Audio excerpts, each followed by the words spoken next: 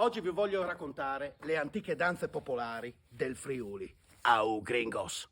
Erano numerosi i momenti di festa e gioia, durante il quale il ballo diventava protagonista, come feste di matrimoni, l'accensione del Pignarul, antico rito celtico, o danze per rappresentare la vita affettiva. Durante l'estate si ballava all'aperto, presso corti o cortili, e d'inverno le famiglie si riunivano nelle stalle.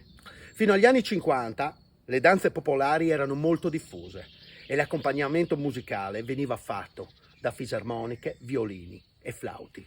Tra le danze più popolari in Friuli Venezia Giulia si ricordano la quadriglia, eseguita da 4 coppie in cerchio, solitamente durante i matrimoni.